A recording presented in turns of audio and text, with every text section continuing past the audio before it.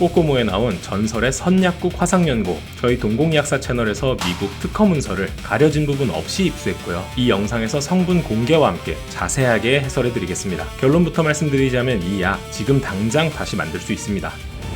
최근에 꼬꼬무를 통해 재조명된 전설적인 약이 있죠. 90년대 서울 행당동에서 이름을 날린 기적의 화상약, 바로 선약국 화상연고입니다. 제주도에서도 찾아올 만큼 전국적으로 화제였던 이 화상연고를 만드신 건 선약국의 신재선 약사님이셨는데요. 의약분업식이 선약국이 돌연 문을 닫으면서 신재선 약사님의 행방도 묘연해지셨고, 당시에 선약국에서 약을 구매한 환자들의 집 냉장고에서 겨우 그 흔적을 발견할 수 있을 뿐입니다. 최근에 꼬꼬무 선약국 편이 방송되면서 유튜브 댓글을 통해 실제로 이 화상연고를 사용해보셨던 분들의 증언을 볼 수 있었는데요. 어렸을 때 발라보고 흉터 없이 깨끗하게 나왔다, 대인 상처에 발랐던 기억이 있는데 정말 약이 잘 들었다며 선약국에 대한 칭찬들이 이어졌습니다. 그 외에도 이제는 잃어버린 비밀 처방이다, 제발 제약회사들이 다시 살려서 만들었으면 좋겠다, 어떻게 그 시절에 지금 있는 약들보다 효과 좋은 약을 개발하셨는지 신기해하는 반응들도 많습니다.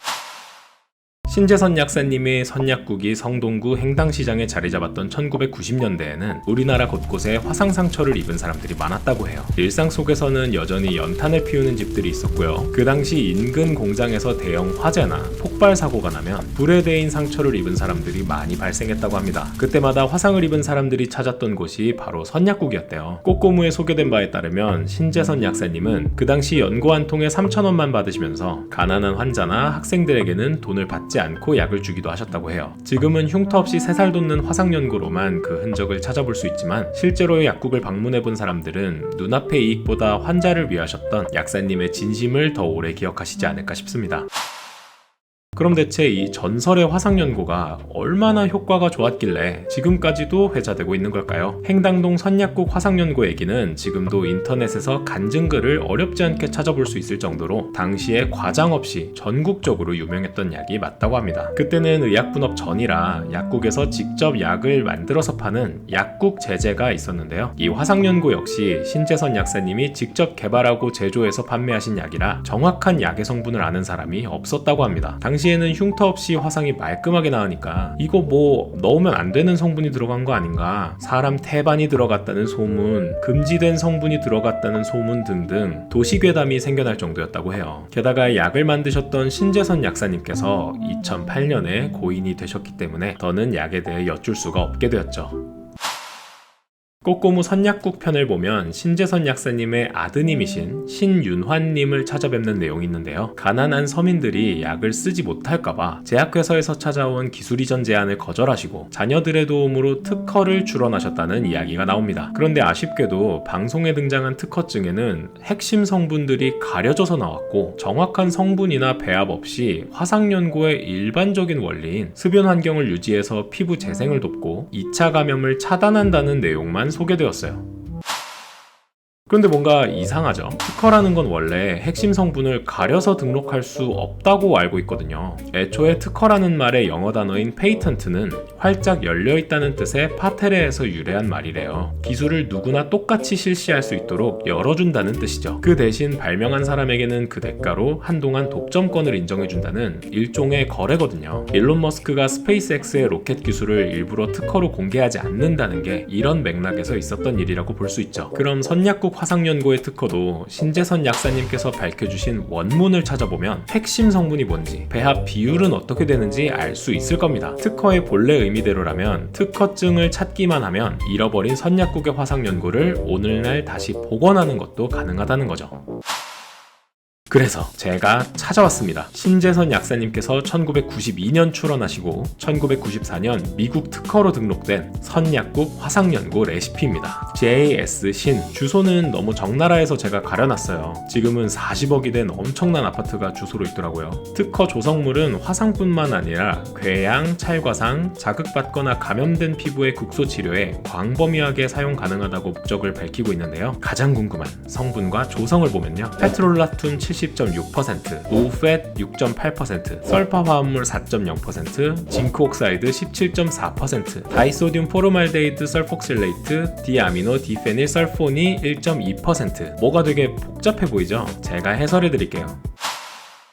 가장 큰 중량 비율을 차지하는 페트롤라툼은 바세린이에요. 그 뒤에 있는 울펫은 우리말로 양모지방, 여러분이 더 자주 보셨을 이름으로는 라놀린이라고 부르는 왁스 수준의 꾸덕한 기름이에요. 쉽게 말해서 양이 만드는 피지죠. 피지. 전체 중량의 77.4%를 차지하는 것이 바로 이 밀폐성이 아주 강한 무거운 기름들이에요. 이게 화상연고에서 아주 정석 처방이라고 생각되는 게 말이죠. 오늘날에도 화상에 바르는 약들의 핵심 원리는 습윤 환경 조성이에요. 피부가 흉터 없이 빠르게 재생하려면 각질 형성세포, 섬유화세포, 성장 신호물질, 단백질 분해 효소 등 피부 재생에 필요한 물질들이 원활하게 이동하고 활성을 나타낼 수 있게 건조하지 않고 습윤한 환경을 유지시켜주는 것이 가장 중요하거든요. 기름 분자는 무겁고 빈틈이 없게 생긴 구조일수록 고체처럼 굳고 수분이나 이물질이 통과하지 못하게 막는 성질이 강해져요. 예를 들어 가볍고 빈틈 있는 구조인 식용유는 주르르 흐르는 액체지만 무겁고 빽빽한 구조인 페트롤라툼과 올펫은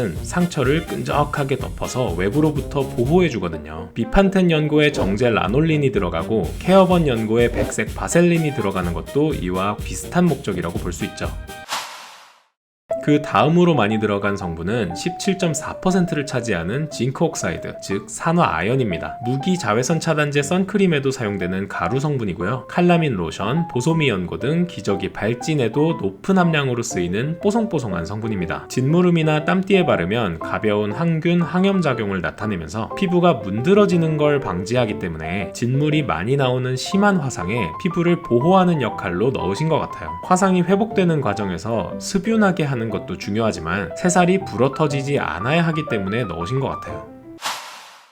선약국 화상연고를 아직까지 보관하고 계신 분들의 사진을 보면 제형이 꼭 냉장고에 차갑게 오래 놔둔 필라델피아 크림치즈처럼 생겼잖아요. 약간 노란빛이 살짝 가미된 하얗고 꾸덕한 크림 제형으로 보이는데요. 특허 문서에는 선약국 연고에 쓰인 페트롤라툼이 바세린이라고 아예 명시를 해주셨고 정제 라놀린도 그 자체로 상당히 누리끼리한 색깔의 기름이거든요. 그럼 아마 산화아연이 17%나 들어갔기 때문에 그 하얀색 때문에 전체 색깔이 희게 변한 것 같아요. 아기들 땀띠에 칼라민 로션 발라보신 분들은 분홍색 색깔이 기억나실 텐데요. 칼라민 로션에는 흰색 산화아연만 들어간 게 아니라 붉은색인 삼가 산화철이 조금 섞여 있어서 분홍색으로 보인답니다. 만약 약사님이 징크옥사이드 말고 칼라민을 넣으셨다면 선약국 연고도 핑크 연고가 됐을 수도 있겠네요. 특허 문서 뒤에 보면 상처 부위가 햇빛에 닿지 않도록 주의하라고 하시거든요. 이건 자외선에 의한 색소 침착 흉터를 예방하기 위한 지침이 아닐까 싶은데요. 어쩌면 산화아연을 17%나 넣으신 게 보조적으로 자외선이 차단되는 효과도 기대하셨을 수 있지 않을까 하고 짧게 생각해봅니다. 선크림처럼요.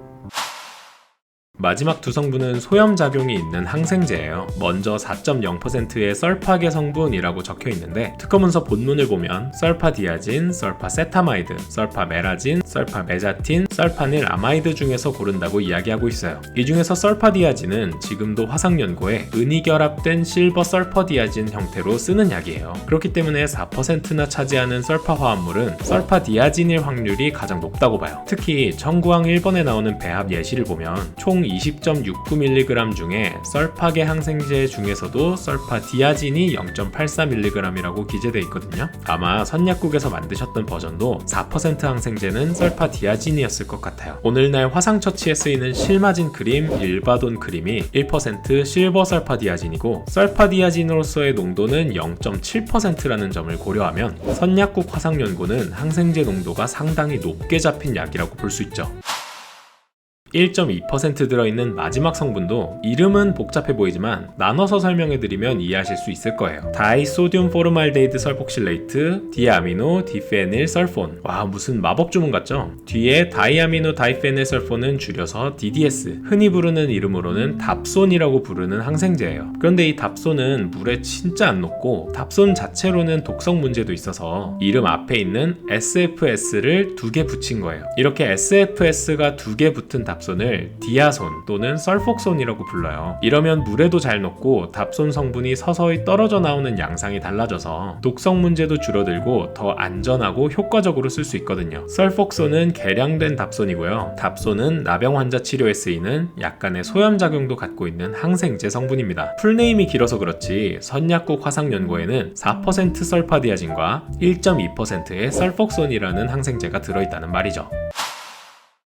약 성분과 배합만 보고 다른 약과의 차별점을 짚어보자면 동공의학사 뇌피셜로 상당히 흥미로운 지점이 몇 개 나와요. 우선 이게 워터인 오일 에멀전이 아니라 유성기제로만 구성된 연고라는 거예요. 쉽게 말해서 이렇게 만들면 이건 크림이 아니라 왁스 연고에 가까워요. 바셀린과 라놀린 함량이 상당히 높아서 어떤 크림보다도 무겁고 두껍게 발리는데 이 점이 습윤 환경을 조성하고 외부 환경으로부터 보호하는 데 탁월한 선택이라고 볼 수 있고요. 오늘날 사용하는 화상치료 크림보다 밀폐성이 훨씬 강한 연고였을 것으로 추정됩니다.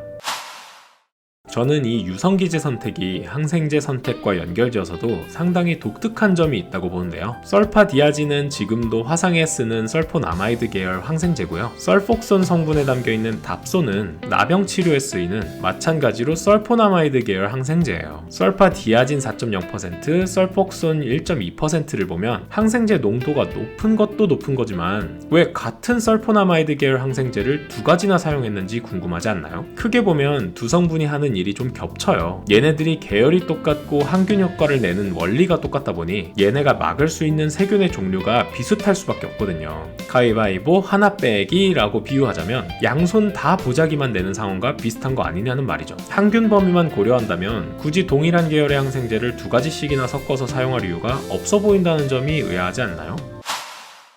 만약 두 가지 이상의 항생제를 쓴다면 항균 범위가 서로 보완적인 조합을 쓰는 게 효과적이겠죠. 예를 들어서 상처에 바르는 복합 항생제 연고를 보면 그람 양성균에 잘 듣는 바시트라신에 그람 음성균에 잘 듣는 폴리믹신 B를 합쳐서 항균 스펙트럼을 더 넓게 잡아주는 조합이거든요. 그런데 설파디아진과 설폭소는 같은 설포나마이드 계열이기 때문에 항균 범위를 보완해주는 조합은 아니에요. 물론 애초에 얘네들 계열 자체가 굳이 보완하지 않아도 원래 항균 범위가 넓기는 해요. 세균의 엽산 합성을 방해해서 더 이상 증식하지 못하게 스탑시키는 원리라서 세균을 직접 죽이지는 못해도 그람 양성균도 그람 음성균도 폭 넓게 듣거든요. 그래도 한계가 명확히 있어요. 얘네가 방해해야 하는 엽산 합성 요소에 유전자 변이가 일어나서 내성이 생긴 균도 있고 애초에 얘네가 죽이지 못하는 혐기성 세균도 있거든요. 실마진 크림이나 일바돈 크림에는 설파디아진 대신 은이온과 결합한 실버 설파디아진을 쓰는 이유가 이걸 보완한 것이기도 해요. 실버 설파디아진이 설파디아진과 은이온으로 쪼개지면 은이온이 직접적으로 세포벽을 공격하면서 훨씬 넓은 항균 범위를 나타내기도 하고 세균 증식만 멈출 뿐 죽이지는 못하던 설파디아진과 달리 은이온의 세포벽 공격, 세포막 공격은 직접적인 살균성을 나타내거든요. 그에 비하면 은이온 없이 설파디아진과 설폭손만 사용한 선약국 화상연고는 항균 범위로만 보면 실마진 크림보다 고민이 덜 들어간 부분이 있죠. 여기서부터는 뇌피셜인데요. 어쩌면 신재선 약사님께서는 서로 물성이 다르다는 걸 주목하셔서 두 항생제를 조합하신 게 아닐까 싶어요. 무슨 말이냐 하면 바셀린, 라놀린은 완전 기름이잖아요. 꾸덕 기름. 그 속에 산화연이 골고루 퍼지도록 분산시켜 놓은 형태거든요. 근데 4.0% 들어있는 설파디아진도 물이나 기름에 잘 안 녹고 분산시켜 놔야 돼요. 그렇기 때문에 크림이나 연고에 강제로 섞어 놓으면 서서히 느릿느릿 약성분이 나오면서 항균 작용을 하거든요. 근데 선약국 연고를 발라야 하는 화상 연고는 진물이 많이 나오는 상처잖아요. 그런 상처를 답답한 기름으로 덮어서 습윤하게 가둬버렸단 말이죠. 그렇다면 물과 기름에 둘 다 안 녹는 설파디아진만 분산되어 있는 것보다는 물과 친해서 진물 쪽으로 빠르게 녹아나오는 항생물질이 추가로 있다면 어떨까요? 그것도 단순히 항균 효과만 내는 것이 아니라 염증을 가라앉히는 소염 효과도 가지고 있는 성분으로요. 그게 바로 1.2% 들어있는 마지막 성분 설폭손이었던 거죠. 설폭손은 물에 정말 안 녹는 답손이라는 항생제를 개량해서 물에 잘 녹도록 화학적으로 변형한 약이에요. 설파디아진과 비교하면 명확하게 용해도에서 차이가 나죠. 연고가 상처 진물과 맞닿은 경계면에서 1.2%의 설폭손이 4%의 설파디아진보다 빠르게 녹아나오면서 일종의 속방출 형태로 먼저 소염과 항균 효과를 나타내고 물과 기름에 안 녹고 분산되어 있다가 천천히 서방출되는 4%의 설파디아진이 소독약 없이도 2차 감염을 예방하는 장기지속형 항생성분으로 작용하고 마치 오늘날 빨리 녹는 속방층과 느리게 녹는 서방층을 결합해 특수 제형 알약을 개발하는 것처럼 빠르게 녹는 친수성 소염 항생성분과 느리게 녹는 난용성 항생성분을 결합한 똑똑한 설계가 아니었을까 생각해봅니다. 다른 말로 하자면 신재선 약사님이 사용한 설폭손의 나트륨염이라는 물질이 물과 기름의 사이에 놓이게 되었을 때 기름인 연고 쪽보다는 물 쪽을 선택하는 경향이 설파디아진보다 훨씬 높은 물질이기 때문에 빠르게 약효가 작용해야 하는 부분을 담당해줄 수 있지 않았나 추측해봅니다. 조금 복잡한 설명들도 껴있었는데요. 비전공자를 위해서 알기 쉽게 제가 생각하는 선약국 화상연고의 특별한 레시피를 정리하자면, 첫째, 기존 약은 물 반, 기름 반, 크림 형태인데 선약국 약은 끈적한 기름인 바셀린과 라놀린으로만 구성된 연고였다는 점. 둘째, 진물의 상처가 불어터지지 않도록 하면서 항균, 항염, 어쩌면 자외선 차단 효과까지 기대하면서 징크 옥사이드, 즉 산화 아연이 상당히 많이 들어있었다는 점. 셋째, 잘 녹지 않는 설파디아진과 잘 녹는 설폭손을 섞어서 광범위한 세균에 대해 항균 효과, 상처에는 소염 효과를 주었다는 점. 이렇게 말할 수 있겠습니다. 여기까지 성분 구성을 보고 다시 특허 문서를 보면 굉장히 흥미로운 게요. 신재선 약사님이 이 약을 어떻게 사용해야 한다고 구체적으로 적어주신 부분이 있어요. 먼저 상처에 소독약이나 비누를 쓰지 말고 눈에 보이는 돌이나 흙먼지만 솜으로 가볍게 제거하라고 써있어요. 산화아연과 바셀린, 라놀린이 물리적으로 감염을 막는 장벽을 쳐주고 화상연고 자체에 항생제가 많이 들어있기 때문에 적당히 솜으로만 깨끗하게 전처리해달라는 의미였을 것 같아요. 그리고 여기 보면 붕대의 연고를 1에서 3mm 두께로 두껍게 발라서 상처를 덮으라고 하거든요. 환자들의 증언에서 약사님이 연고를 듬뿍 발라주셨다는 말들이 아마 이런 드레싱 방법에서 드러나는 것 아닐까 싶어요. 게다가 약을 듬뿍 바른 붕대로 덮은 뒤엔 최소 48시간 동안 상처를 열어보지 말고 그대로 두라고 지시하셨는데요. 그 뒤에 붕대를 제거하고 갈아줄 때도 무리해서 전에 바른 연고 잔여물과 묻어나온 고름을 깨끗하게 닦을 필요도 없다고 합니다. 아예 특허 문서에서 선약국 화상연고 자체가 소독제 역할을 하기 때문에 2차 감염을 우려해서 별도로 클렌징해줄 필요가 없다고 적혀 있는데요. 이런 과정을 상처가 워러리, 진물에 축축하지 않고 뽀송뽀송하게 말라 잘 아물 때까지 반복하라고 지시하고 있습니다. 그리고 최대한 상처 부위에 햇빛이 닿는 걸 피하라고도 명시하고 있죠. 이런 모습을 보면 신재선 약사님은 각 성분 배합과 제형에만 신경 쓰신 게 아니라 약을 어떻게 바르고 그 이후의 관리는 어떻게 하는지까지 세심하게 챙기고 지도해 주셨을 것으로 생각되는데요. 화상 상처가 아물면서 새살이 돋는 것도 중요하지만 환자들의 마음에도 상처가 될 수 있는 흉터가 남지 않도록 자외선 차단을 통한 색소 침착 방지, 물리적 자극을 최소화해서 상처가 덧나지 않도록 예방, 2차 감염이나 과습으로 인해 상처가 불어터지지 않도록 관리하는 방법까지 여러 관점에서 환자를 어떻게 치료할지 공부하고 고민하신 흔적이 보입니다.